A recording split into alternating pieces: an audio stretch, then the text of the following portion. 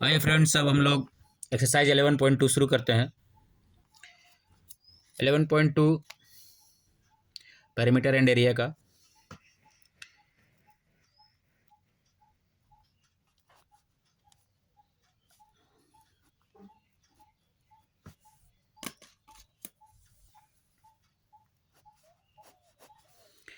Eleven point two में first question है, find the area of each of the following parallelograms.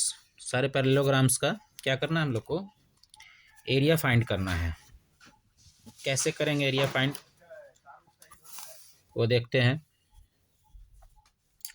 Area of parallelogram जो होता है वो बेस इनटू हाइट होता है। इसका ध्यान रखेंगे। फॉर्मूला है एरिया ऑफ पैरेललोग्राम, ये शॉर्ट फॉर्म है। पैरेललोग्राम ऐसे लिख सकते हैं, इज इक्वल टू होता है base into height, base multiply by height, H for height. ठीक है, एरिया ऑफ पैरेललोग्राम अपना क्या होता है? Base into height. पहला फिगर कैसा है? ए नंबर में, ए नंबर में देखेंगे क्वेश्चन नंबर 1 का। ठीक है, पैरेललोग्राम दिया हुआ है। पैरेललोग्राम में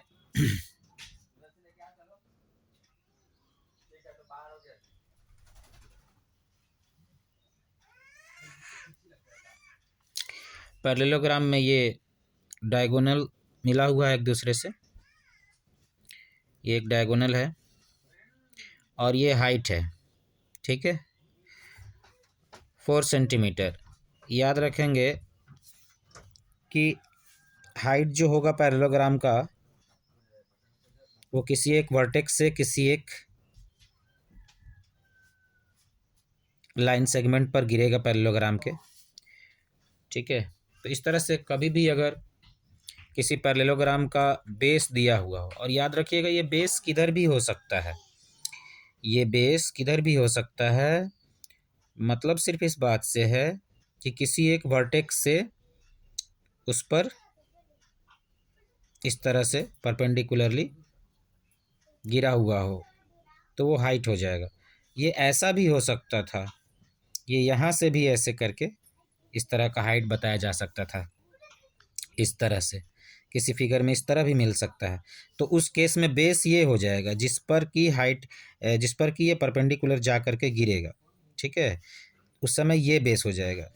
ठीक है, इसी तरह से इस साइड से भी हो सकता है, इस साइड से भी हो सकता है। तो अभी फ़िलहाल हम लोगों को जो मिला वो इस जगह से बेस पर मिला है। ठीक है, तो हम लोग क्या लिखेंगे? Base into height. तो यहाँ बेस क्या है? 7 है। एरिया ऑफ पैरेललोग्राम निकालने के लिए base into height B into H लिखे। ठीक है, और बी इंटू एच लिखने के बाद हम लोग क्या करेंगे? बेस मेरा क्या है? 7 सेंटीमीटर है और हाइट 4 सेंटीमीटर है। इसको मल्टीप्लाई करेंगे तो 7 4 जाइए 28 सेंटीमीटर स्क्वायर। ये आंसर हो गया। इसी तरह से इसमें का सारा क्वेश्चंस बनाएंगे हम लोग। ठीक है, कोई भी ले लीजिए। जैसे मान लीजिए ये डी नंबर, अगर हम लोग ये डी नंबर को लेते हैं तो डी नंबर को आप कैसे बनाइएगा उस पर ध्यान देंगे। डी नंबर को हम लोग किस तरह से बनाएंगे देखते हैं। डी नंबर है, कैसा फिगर है? ऐसा फिगर है। ठीक है, इसको ये अगर ऐसा फिगर है और इस तरह से आपका परपेंडिकुलर ये गिरा हुआ है तो इस केस में क्या हो गया? ये 5 सेंटीमीटर यहाँ दिखा रहा है और ये 4.8 सेंटीमीटर है। ठीक है, तो बेस ये वाला हो जाएगा जिस पर कि किसी वर्टेक्स से परपेंडिकुलर जा कर के गिरा है। ठीक है, तो इस केस में अपना बेस ये हो जाएगा जिसका कि 5 सेंटीमीटर लेंथ दिया हुआ है और हाइट ये हो जाएगा। हाइट कौन सा हो जाएगा? हाइट हो जाएगा जो परपेंडिकुलर का हाइट है। तो यहाँ पर भी हम लोग क्या करेंगे? एरिया निकालेंगे। Area is equal to base into height. तो बेस मेरा क्या हो जाएगा 5 सेंटीमीटर मल्टीप्लाई बाय 4.8 सेंटीमीटर। अब इसको मल्टीप्लाई करेंगे अगर, ठीक है, तो क्या आने वाला है 4.8 मल्टीप्लाई बाय 5, ये 5 8 जब 40, जीरो कैरी 4 और 5 4 जब 20 और 4 24, एक डिजिट के बाद पॉइंट था, अब आंसर में एक डिजिट के बाद पॉइंट लगा दीजिए, is equal to 24 centimetre square. ये अपना आंसर हो गया। इसी तरह से सारे क्वेश्चंस इसमें से बनेंगे जो फर्स्ट में है, ठीक है। सेकंड में आइए, तो पैरेललोग्राम के लिए हम लोग बेसिक चीज़ क्या ख्याल रखेंगे कि पैरेललोग्राम का जो एरिया होता है वो बेस इंटू हाइट होता है। आपको बेस अगर पता है और हाइट अगर पता है तो आप उसका आसानी से एरिया निकाल सकते हैं। हर जगह आप बेस इंटू हाइट करेंगे, ठीक है। और बेस कैसे जानेंगे कि बेस कौन है, तो जिस पर परपेंडिकुलर आकर के किसी वर्टेक्स से गिरा हो, जिस पर परपेंडिकुलर आकर के किसी वर्टेक्स से गिरा हो, वो लाइन सेगमेंट पैरेललोग्राम का वो साइड बेस कहलाएगा। और ये जो परपेंडिकुलर होगा ये उसकी हाइट होगी, ठीक है। आते हैं अब क्वेश्चन नंबर 2 में। इसी तरह से सारे क्वेश्चंस बनेगा ए का। क्वेश्चन नंबर 2 में आइए। क्वेश्चन नंबर 2 में दिया है find the area of each of the following triangle. तो क्या है, सारे ट्रायंगल्स के आपको एरिया निकालने हैं, ठीक है। सारे ट्रायंगल के एरिया फाइंड करने हैं। कैसे कीजिएगा, इसमें ए नंबर में जो फिगर है उसको पहले हम लोग बनाते हैं। ए नंबर में फिगर है एक ट्रायंगल इस तरह से है और इसमें एक वर्टेक्स से परपेंडिकुलर नीचे की ओर गिराया हुआ है, जिसकी लेंथ क्या दी हुई है, हाइट 3 सेंटीमीटर। और ये जो नीचे का है, मतलब इस वर्टेक्स से यहाँ जो परपेंडिकुलर गिरा तो यह बेस हो गया ट्रायंगल का, ये बेस हम लोग मान के चलेंगे। ये 4 सेंटीमीटर। इसमें भी वैसा ही ध्यान रखना है कि जो किसी वर्टेक्स से या किसी ये एंगल से चला और अपने अपोजिट साइड पे परपेंडिकुलर है, अपने अपोजिट साइड पे परपेंडिकुलरली गिरा हुआ है, यानी लंबवत गिरी हुई है, 90 डिग्री के एंगल पे गिरी हुई है, तो वो ट्रायंगल की हाइट होगी, ठीक है। और जिस साइड पर वो गिरी हुई होगी, जिस साइड पर वो गिरी हुई होगी वो क्या होगी, उसकी बेस होगी। तो ट्रायंगल का एरिया के लिए थोड़ा सा अंतर है पैरेललोग्राम के एरिया से। Area of triangle, area of triangle, area of triangle is equal to क्या होगा 1/2 इंटू बेस इंटू हाइट, ठीक है। Area of triangle is equal to 1/2 into base into height. तो इस कंडीशन में इस ट्रायंगल का एरिया अगर हमको निकालना होगा तो क्या निकालेंगे, is equal to 1/2 multiply by base क्या है 4 सेंटीमीटर है और हाइट क्या है 3 सेंटीमीटर है। अब इसको आप सॉल्व कीजिए। ये 2 से ये 4 किया 2 टाइम्स में, ठीक है, 2 2 ज़ा 4 हो गया, और ये 2 1 ज़ा 2 और 2 centimetre multiply by 3 centimetre is equal to कितना हो जाएगा, ये 6 सेंटीमीटर स्क्वायर। तो इस ट्रायंगल का एरिया क्या हो गया 6 सेंटीमीटर स्क्वायर का एरिया हो गया, ठीक है। ये अपना आंसर है। इसी तरह से आप किसी का भी फाइंड कर सकते हैं, कोई भी ट्रायंगल का, अगर बेस और हाइट की जानकारी हो तो। बस ध्यान ये रखना है कि परपेंडिकुलर जिस साइड पर गिरा वो बेस हो जाएगा।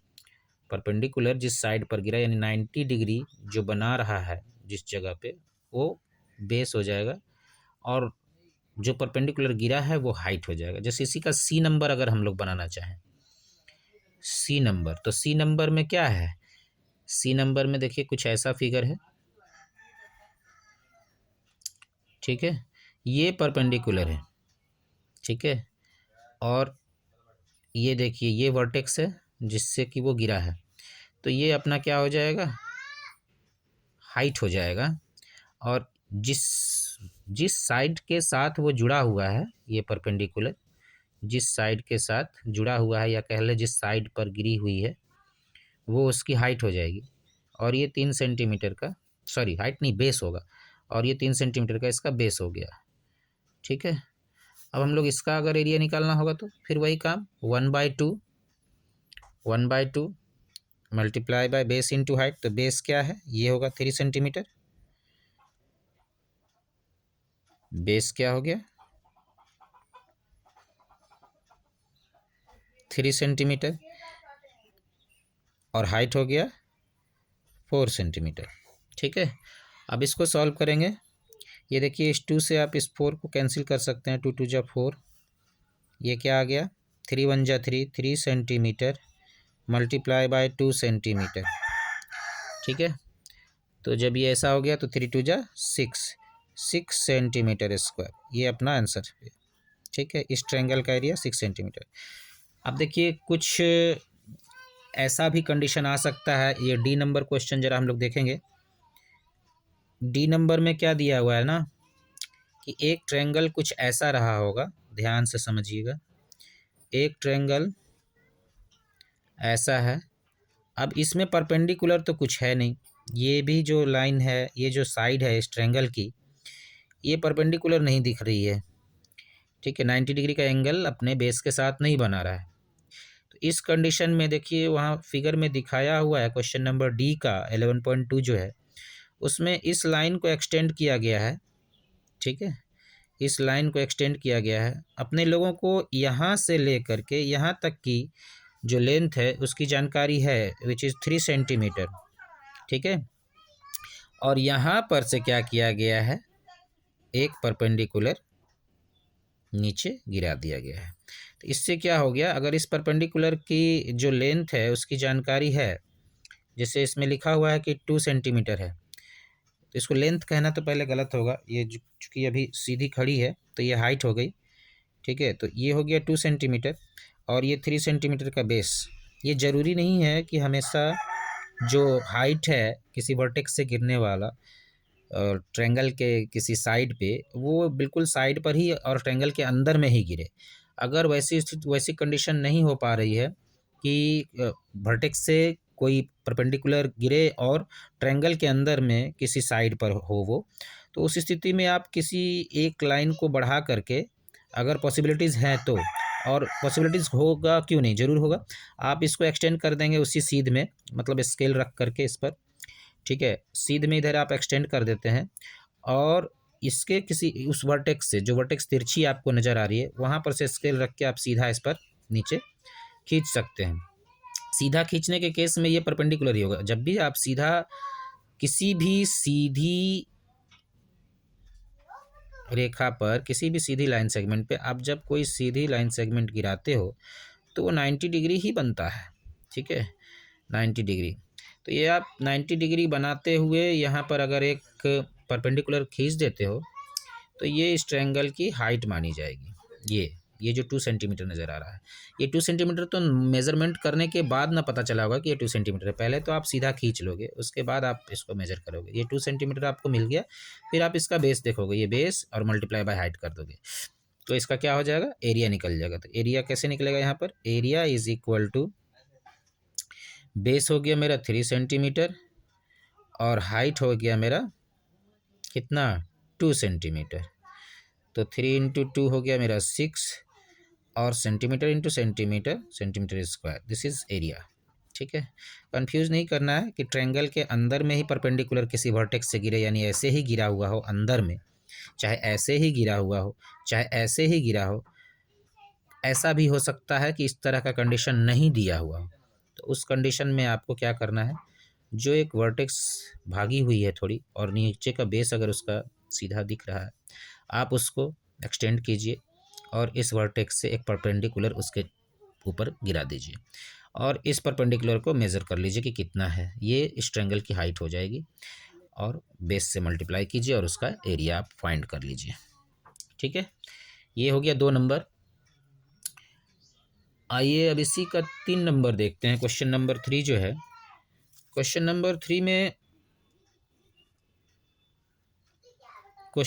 3 में है find the missing value. Find the missing value, ठीक है।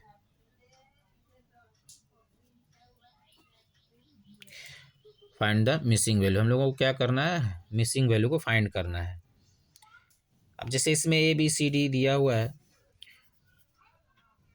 देखिए ये केस किसका है, एरिया ऑफ पैरेललोग्राम का। तो एरिया ऑफ पैरेललोग्राम का केस है, तो हम लोग अभी ऊपर बना के चले हैं कि एरिया ऑफ पैरेललोग्राम होता क्या है। एरिया ऑफ पैरेललोग्राम हमेशा होता है बेस इनटू हाइट, ठीक है। एरिया ऑफ पैरेललोग्राम हमेशा क्या होता है, बेस इनटू हाइट होता है। तो बस इसी चीज़ को ध्यान में रखना है।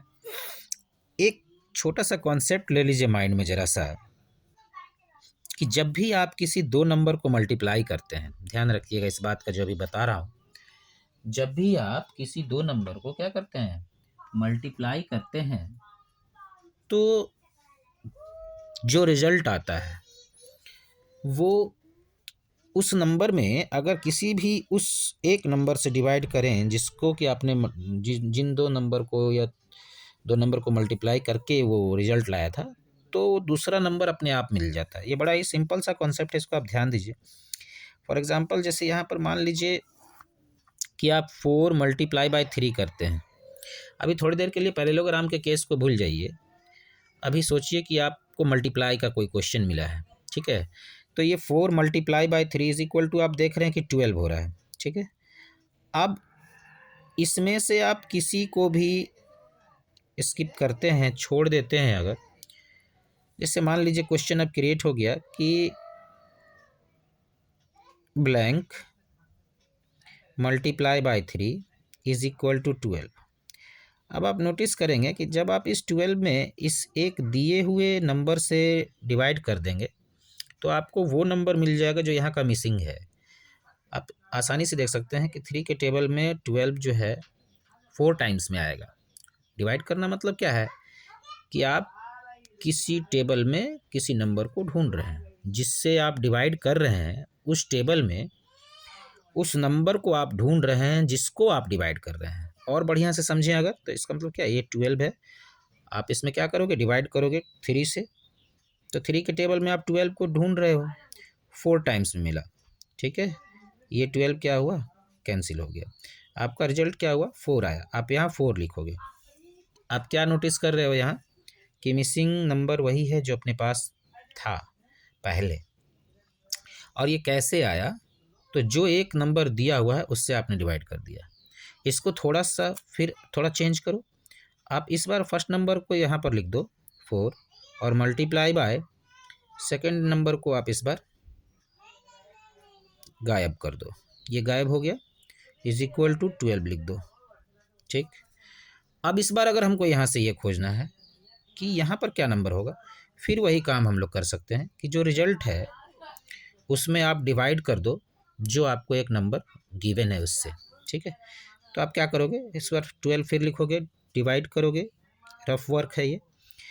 4 से डिवाइड करने का क्या मतलब है, 4 से डिवाइड करने का मतलब है कि आप 4 के टेबल में 12 को ढूंढ रहे हो, और 4 के टेबल में आपको जो 12 मिलने वाला है वो 3 टाइम्स में मिलने वाला है, ठीक है। 4 3 जा 12, ठीक। ये 12 कैंसिल हो गया, अपना रिजल्ट क्या हुआ, 3 आया। आप देखोगे कि मिसिंग नंबर अपना सही सही मिल रहा है। मैं ये क्यों बताया, इसलिए कि आप जब कभी भी किसी दो नंबर को मल्टीप्लाई कीजिएगा तो कुछ रिजल्ट जो आएगा, प्रोडक्ट जो आएगा, उसमें उन दोनों नंबर में से किसी भी एक नंबर से आप डिवाइड करोगे तो दूसरा नंबर अपने आप मिल जाएगा। इस कॉन्सेप्ट को दिमाग में रखते हुए अब आते हैं पैरेललोग्राम के इस क्वेश्चन पे, जिसमें कि एरिया पर बेस्ड सवाल है। अगर ए नंबर देखें, हम ए नंबर हम देखते हैं तो उसमें क्या दिया हुआ है, बेस दिया हुआ है अपने को। बेस इज इक्वल टू क्या है, हम बी, मैं सिर्फ बी लिख रहा हूँ, बी फॉर बेस, आप लोग समझिएगा। बेस दिया हुआ है 20 सेंटीमीटर, ठीक है। और हाइट की जानकारी नहीं है, मैं एच लिख रहा हूँ हाइट के लिए, एच इज इक्वल टू वाट, ठीक है। फिर उसके बाद एरिया ऑफ द पैरेललोग्राम दिया हुआ है 246 centimetre square. Area is equal to क्या दिया हुआ है, 246 सेंटीमीटर स्क्वायर। अब देखिए, चूँकि मैंने यहाँ पर कुछ बेसिक बातें यहाँ पर आप लोगों को समझाया है। बेसिक बात में यही समझाया कि दो नंबर को जब मल्टीप्लाई करते हैं तो जो प्रोडक्ट मिलता है उसमें किसी भी एक नंबर से अगर डिवाइड कर दें, उन दोनों नंबरों में से जिन दोनों नंबरों को आपने मल्टीप्लाई करके वो प्रोडक्ट लाया है, तो दूसरा नंबर अपने आप मिल जाता है। उस कॉन्सेप्ट को ध्यान में रखते हुए हम लोग यहाँ क्या देख रहे हैं, हम लोग जानते क्या हैं, हम लोग जानते हैं कि एरिया ऑफ पैरेललोग्राम जो होता है, एरिया ऑफ पैरेललोग्राम जो होता है वो क्या होता है, बेस मल्टीप्लाई बाय हाइट होता है।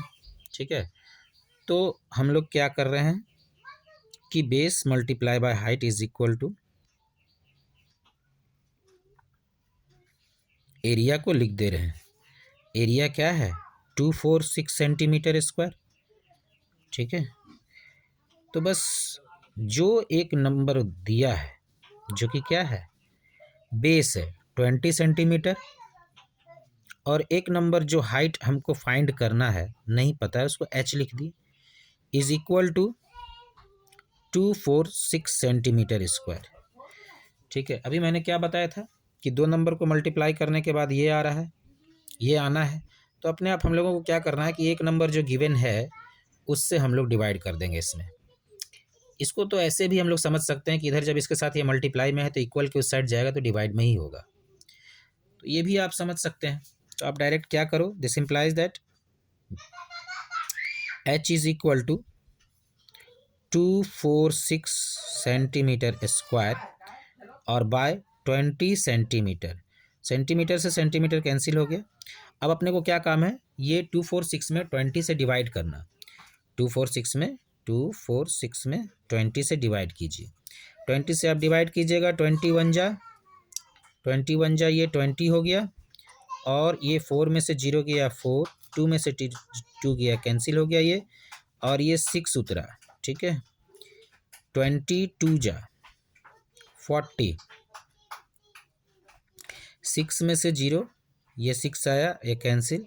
आप यहाँ पॉइंट लगाएंगे, ये 0 आएगा, और 23 जा 60। ठीक है, ये कैंसिल हो गया, तो क्या आया, 12.3 आया, 12.3। तो हम लोग यहाँ क्या लिखेंगे, this implies that height is equal to 12.3 centimetre.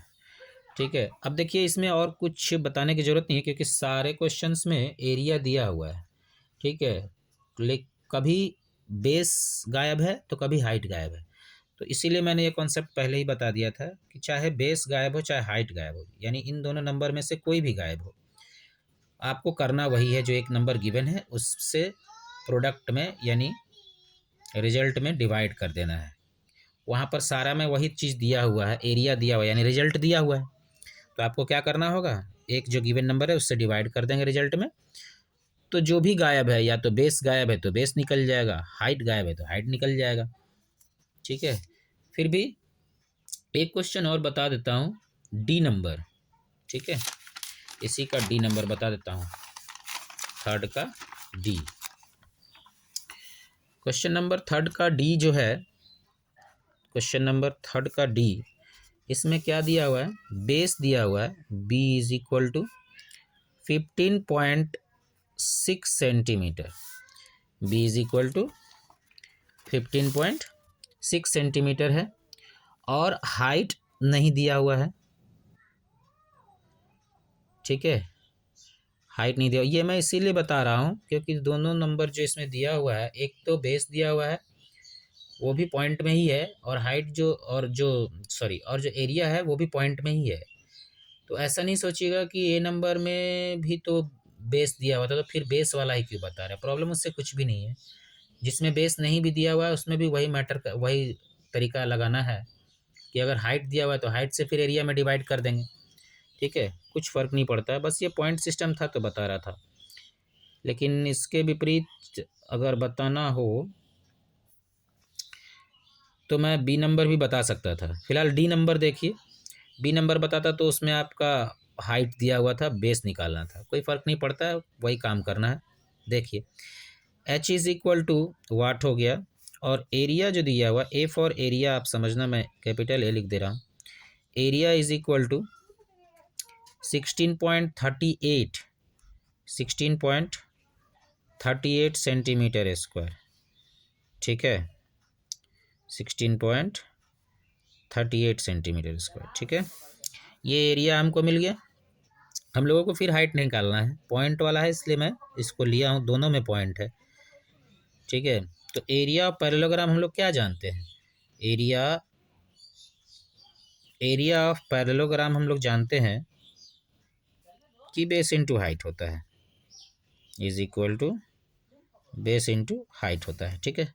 आपके पास बेस दिया हुआ है और एरिया दिया हुआ है, तो एरिया की जगह पर आप एरिया का वैल्यू रख दो, जो कि है 16.38 सेंटीमीटर स्क्वायर, और बेस के लिए आप यूज़ करो 15.6 सेंटीमीटर, और हाइट को एज इट इज़ छोड़ दो, बिकॉज हाइट आपको फाइंड करना है, ठीक है। फिर वही चीज़, अब देखो आप गौर से, ये और ये आपस में मल्टीप्लाई हुआ तब ना ये आया है, ठीक है। तो हम लोग कैसे फाइंड करेंगे, जो एक नंबर गिवन है उससे डिवाइड कर देंगे प्रोडक्ट में, तो क्या हो जाएगा, ये 16.38 सेंटीमीटर स्क्वायर बाय 15.6 सेंटीमीटर। कई स्टूडेंट को कन्फ्यूजन होती है कि ये इधर लिखा गया, लेफ़्ट साइड में लिखा गया है और उधर राइट साइड में है, तो उससे फ़र्क नहीं पड़ता है। अपने को फाइनली करना क्या है कि एच को सेपरेट करना है, बिकॉज एच का ही वैल्यू हम लोग को फाइंड करना है, तो एच को सेपरेट करना है, वो चाहे लेफ्ट साइड में सेपरेट हो जाए चाहे राइट साइड में सेपरेट हो जाए, बिकॉज क्या है ना कि अगर दिस इक्वल टू दिस है, ठीक है, तो दिस इक्वल टू भी दिस होगा। जब ये बराबर है इसके, तो ये भी तो बराबर इसके होगा, तो वो लेफ्ट साइड से दिखे या राइट साइड से दिखे, लेफ्ट से दिखे या राइट से दिखे, कोई फ़र्क नहीं पड़ता है। बस ध्यान ये रखना है कि हमको वैल्यू किसका निकालना है, तो वैल्यू हमको एच का निकालना है, तो उसको हम एक साइड सेपरेट करेंगे, मतलब वो अकेला हो जाएगा एक साइड, ठीक है। तो अब इसको सॉल्व कीजिए, ये सेंटीमीटर है, ये स्क्वायर है, ये कट गया। ये कैसे कटता है आप इस चीज़ को ध्यान से समझो। जैसे कि मान लो कि ऊपर में लिखा हुआ है 4 सेंटीमीटर स्क्वायर, और नीचे में लिखा हुआ है मान लो कि 2 सेंटीमीटर, ठीक है, चाहे 2 नहीं 3 कुछ भी। फिलहाल मैं सेंटीमीटर को सेंटीमीटर से जो कैंसिल करता हूँ उस चीज़ को थोड़ा सा ऑपरेशन करके समझाता हूँ कि ये स्क्वायर से ये एक बार का सेंटीमीटर कैसे काट देता हूँ। कई बच्चे समझते भी होंगे, लेकिन जो लोग नहीं समझते हैं वो लोग इसको ध्यान से समझें। ये 4 सेंटीमीटर स्क्वायर कहने का मतलब क्या है कि 4 सेंटीमीटर मल्टीप्लाई बाय सेंटीमीटर, ठीक है। ये 2 बार सेंटीमीटर आपस में मल्टीप्लाई हुआ होगा, तब is equal two centimetre square दिया होगा, ठीक है। और नीचे में 1 टाइम सेंटीमीटर है विच इज़ 3 सेंटीमीटर, ठीक है। तो एक बार के सेंटीमीटर से एक बार का सेंटीमीटर कट गया, तो ये फाइनली अपने को बचता क्या है, ये बचता है एक बार का सेंटीमीटर, ठीक है। तो इसी चीज़ को हम लोग डायरेक्ट क्या करते हैं कि 4 सेंटीमीटर स्क्वायर दिया हुआ है और बाई में 3 सेंटीमीटर दिया हुआ है, तो एक बार को इस 2 से काट देते हैं। फाइनली ये जब ये 2 कट गया तो यहाँ सेंटीमीटर एक बार दिख रहा है, तो वही चीज़ है, ठीक है। इसलिए इसमें कंफ्यूज नहीं होना है। सेंटीमीटर से 2 बार मल्टीप्लाई हुआ होगा तब जाके सेंटीमीटर स्क्वायर आया होगा, तो उसी 2 बार जो सेंटीमीटर है उसमें से एक बार सेंटीमीटर कैंसिल होता है वो, ठीक है। इसी तरह से अगर मान लीजिए ऊपर में सेंटीमीटर क्यूब रहता है, जैसे सेंटीमीटर क्यूब लिख दिए, क्यूब कहने का मतलब 3, ठीक है। वॉल्यूम जब आप निकालते हो तो उसमें क्यूब यूनिट में वॉल्यूम आता है, और एरिया हमेशा स्क्वायर यूनिट में आता है। मैं पहले भी अपने पिछले वीडियो में ये सब चीज़ बता चुका हूँ, बेसिक नॉलेज है ये सब। तो ये सेंटीमीटर क्यूब अगर ऊपर है, नीचे मान लीजिए सिर्फ सेंटीमीटर है। अगर सिर्फ सेंटीमीटर है तो ये एक बार का सेंटीमीटर इस 3 बार के सेंटीमीटर से कट के 2 बार का सेंटीमीटर स्क्वायर, 2 बार का सेंटीमीटर यहाँ बचाएगा। इसका मतलब क्या होगा, यहाँ पे सेंटीमीटर स्क्वायर आपको बच जाएगा, ठीक है। अगर यही चीज़ अगर सेंटीमीटर क्यूब ऊपर में है और नीचे में सेंटीमीटर स्क्वायर है, तो ये 2 बार का सेंटीमीटर जो है यहाँ आपस में 2 बार मल्टीप्लाई होकर के ये आया होगा ना, तो ना सेंटीमीटर स्क्वायर आया, और यहाँ पे आपस में सेंटीमीटर 3 बार मल्टीप्लाई हुआ होगा, ठीक है। तो उस 3 बार में से 2 बार कैंसिल हो गया, तो बच गया सिंगल, जो कि ये है, जिसको कि मैंने नहीं काटा है, ठीक है। तो इस चीज़ को समझिए। तो एच यहाँ सेपरेट हो गया, ये सेंटीमीटर से स्क्वायर कट गया, यहाँ एक बार सेंटीमीटर बच गया, ठीक है। सॉल्व करने में अगर दिक्कत हो साफ साफ आप इसको लिखिए, कैसे लिखिएगा, 16.38 सेंटीमीटर बाय 15.6, ठीक है। अब जब इसको आप सॉल्व करना चाहते हैं तो कैसे कीजिएगा, देखिए यहाँ राइट साइड से डिजिट्स को काउंट कीजिए। ये 2 डिजिट के बाद ये पॉइंट है, इस पॉइंट को हटाते हैं अगर तो नीचे 2 जीरो लगाते हैं, और यहाँ पर राइट साइड से 1 डिजिट के बाद पॉइंट था, ठीक है, इस पॉइंट को हटाते हैं तो वहाँ पे 1 जीरो लगाते हैं, ठीक है। ऊपर में, ऊपर से पॉइंट हटा रहे हैं तो नीचे उसके बदले में जीरो लगा रहे हैं, और नीचे से पॉइंट हटा रहे हैं तो ऊपर में उसके बदले में जीरो लगा रहे हैं, ठीक है। तो 1 जीरो से अब ये 1 जीरो आप काट दीजिए। अब क्या बच गया, अब साफ साफ इसको लिखिए, ये लिखा हुआ है 1638 और बाई में है 156, ठीक है। आप इसको डिवाइड कीजिए, रफ में इसको डिवाइड कर लीजिए। रफ में डिवाइड कैसे होगा, देखिए यहाँ एक रफ कॉलम बनाते हैं।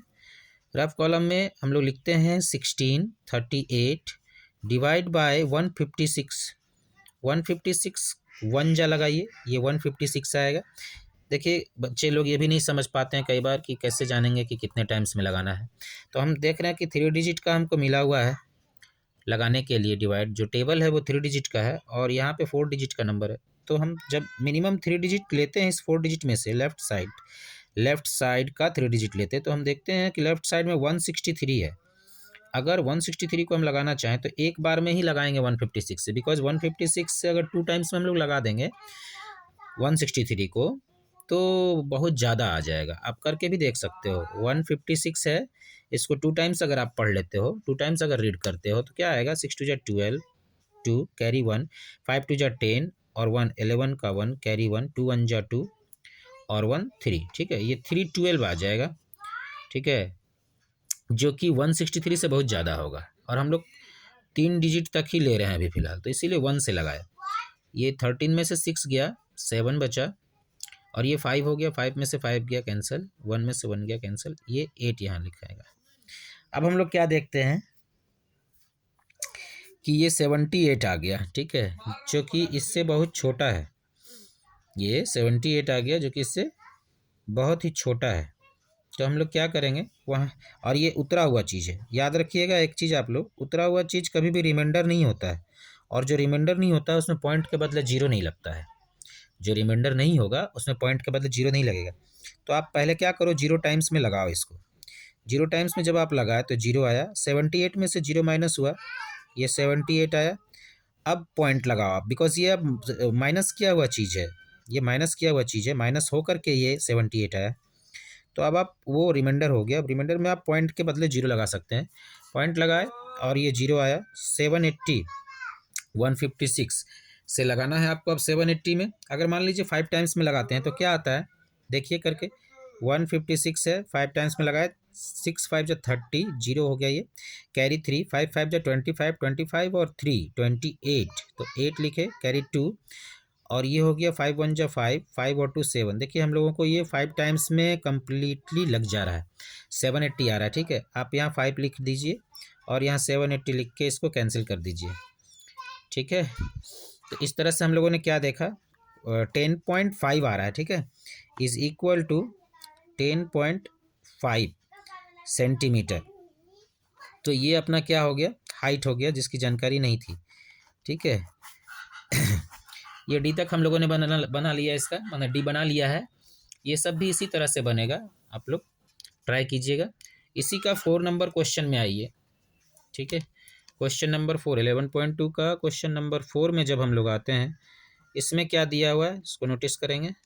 इसमें दिया हुआ फाइंड द मिसिंग वैल्यू, इसमें भी मिसिंग वैल्यू ही फाइंड करना है, लेकिन ये ट्रायंगल के केस में है। तो ट्रायंगल के केस में हम लोगों ने अभी क्या जाना था, 1/2 इंटू बेस इंटू हाइट होता है।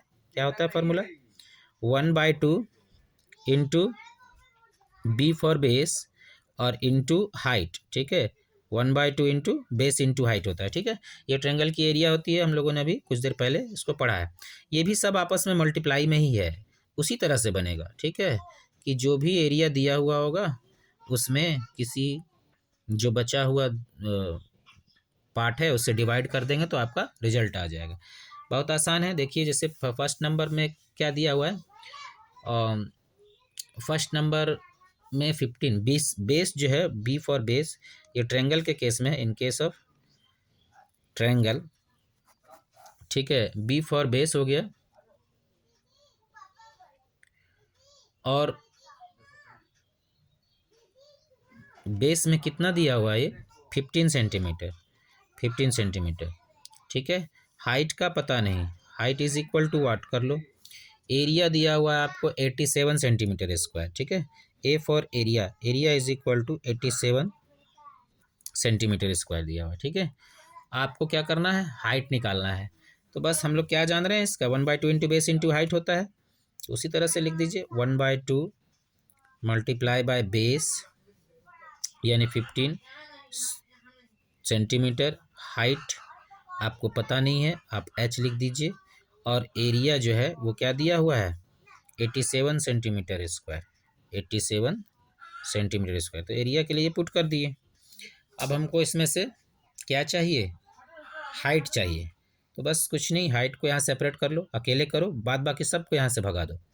क्या होगा ये देखिए 15 ऊपर है मल्टीप्लाई में, इधर नीचे डिवाइड में आ जाएगा। तो क्या लिखेंगे 87 सेंटीमीटर स्क्वायर बाय ये 15 सेंटीमीटर, और ये 2 इधर डिवाइड में उधर जाएगा मल्टीप्लाई में हो जाएगा, इंटू 2, ठीक है, इज इक्वल टू एच, ठीक है। एच इधर अकेला हो गया। अब आप इसको सॉल्व कीजिए। कैसे सॉल्व कीजिएगा, ये 87, ये पहले तो सेंटीमीटर से स्क्वायर यूनिट काट दीजिए। अब 87 को 2 से मल्टीप्लाई कीजिए, क्या आता है 87 को आप 2 से मल्टीप्लाई करेंगे, 87 मल्टीप्लाई बाय 2, 7 2 जा 14, 4 कैरी 1, 8 2 जा 16 और 117, 174 आया, ठीक है। दिस इम्प्लाइज दैट 174 और ये बाई में 15, ठीक है। अब इसको आप डिवाइड कीजिए, देखिए क्या आता है।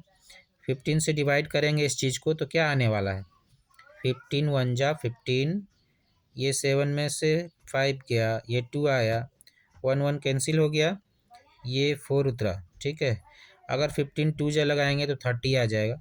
आप 1 टाइम्स में ही लगाइए, 15 1 जा 15, ये 14 बनाइए, 14 में से 5 गया 9 आएगा ये, और ये 1 1 कैंसिल हो जाएगा। पॉइंट लगाइए, छोटा हो चुका है ना ये, इसलिए पॉइंट लगाइए और ये 0 कीजिए। 15 6 जा क्या हो गया, ये 90 हो गया, ये पूरा पूरा कैंसिल हो गया। इस तरह से हम लोगों के पास जो रिजल्ट आया क्या हो गया वो 11.6, यानी कि इसको जब आप कैंसिल कीजिएगा तो ये 11.6 टाइम्स में ये कैंसिल होगा। तो इज इक्वल टू मेरा क्या हो गया 11.6 सेंटीमीटर।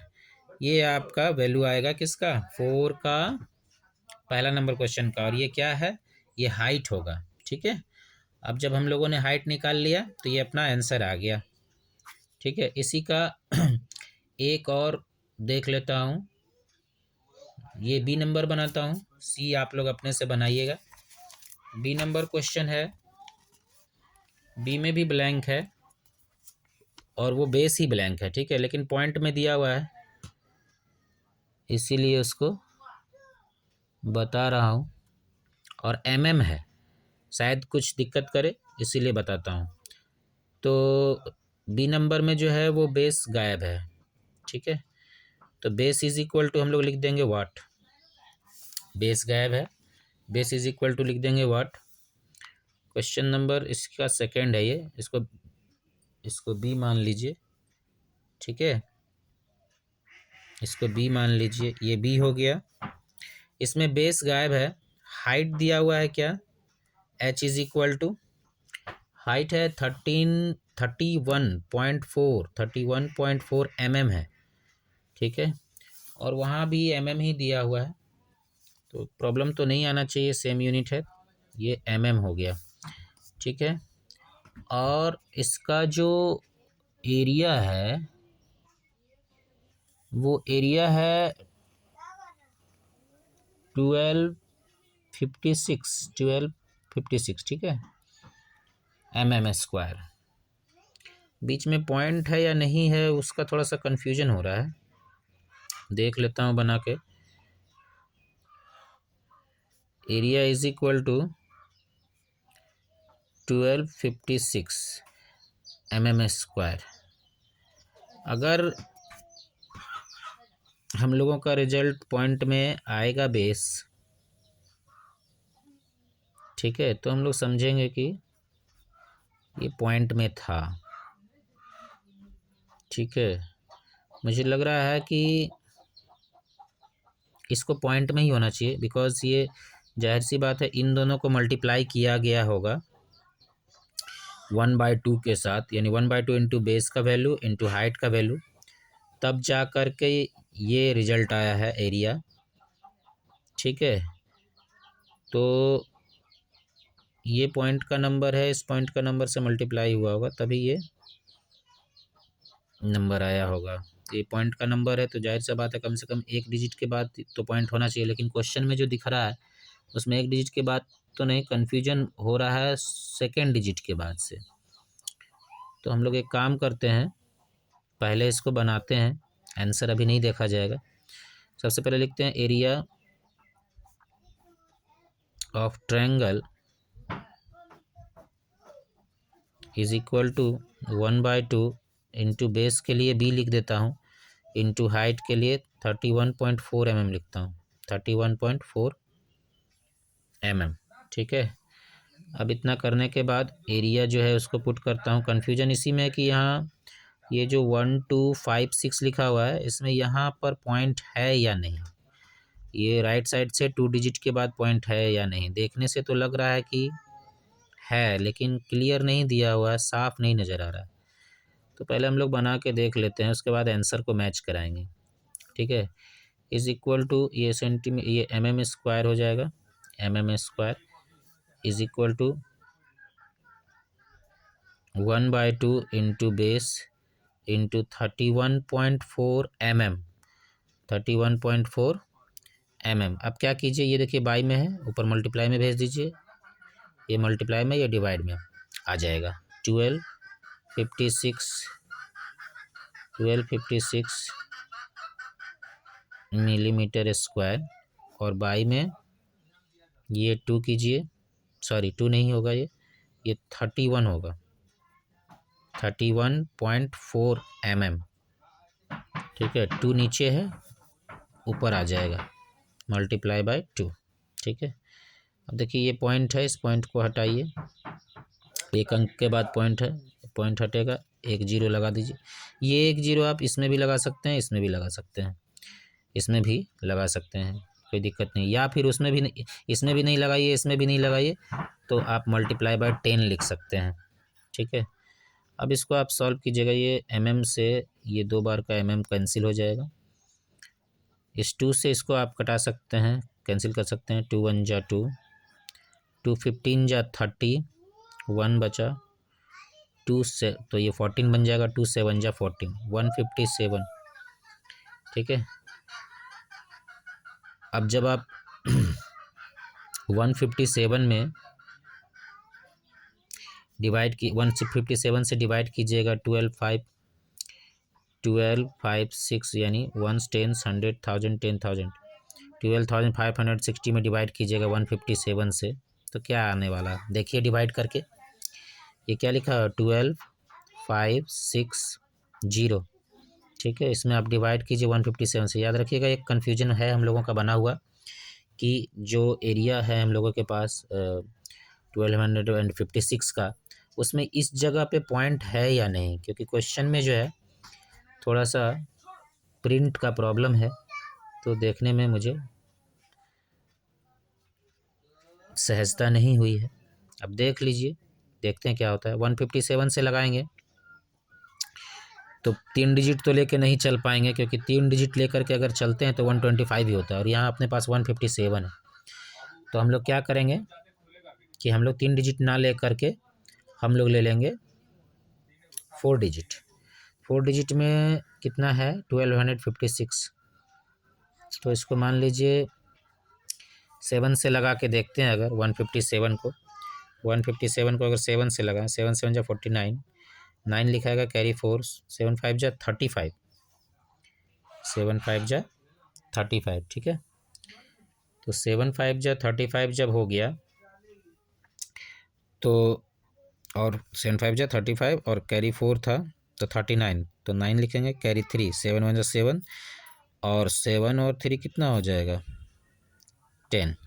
ये कम हो गया, ये कितना आना था 1256 चाहिए हम लोगों को, तो 1256 चाहिए तो 9 टाइम्स में देखिए 157, 9 टाइम्स में आइए तो 9 7 जा 63, ये 3 हो गया, कैरी 6, 9 5 जा 45, 45 और 6 कितना होगा 45 और 6 जोड़ के देखिए 45 और 6, 6 और 5 11, 1 कैरी 1, 4 और 1 5, ठीक है।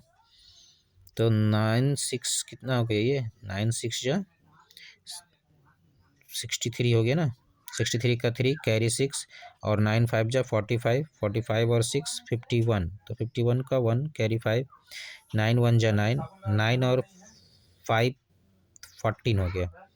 ये देखिए ज़्यादा हो जा रहा है, ठीक है। हम लोगों को 1256 का ही काम है। 8 टाइम्स में लगाइए 157, 8 टाइम्स में 8 7 जा 56, 6 लिखा है कैरी 5, 8 5 जा 40, 40 और 5 45 का 5 कैरी 4, 8 1 जा 8 और 4 12। ये देखिए 8 टाइम्स में पूरा पूरा आ गया, 8 टाइम्स में पूरा पूरा आ गया। इसको काट दीजिए, सब कैंसिल हो गया, 0 आया, 0 टाइम्स में लगाइए, ये ख़त्म हो गया। 80, ठीक है, 80 टाइम्स में कहाँ तक आ गया है, ये 1256 और 0 सब आ गया, ठीक है।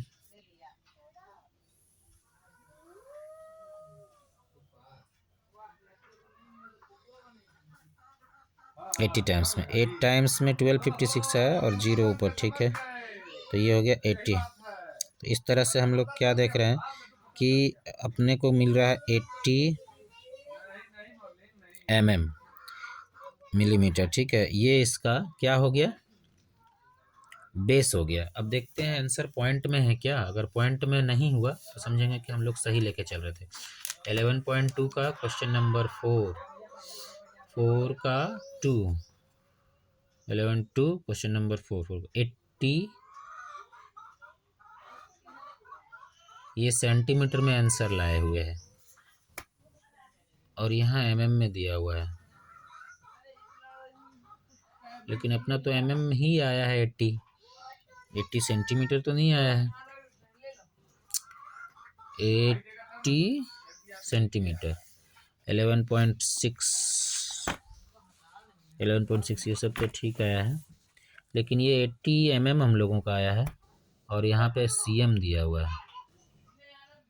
4 का b, 4 का b, 11.2 4 को 80 सेंटीमीटर दिया है, गलत दिया है आंसर, ठीक है। ये 80 mm ही आएगा, बिकॉज दोनों यूनिट जो दिया हुआ था हम लोग का,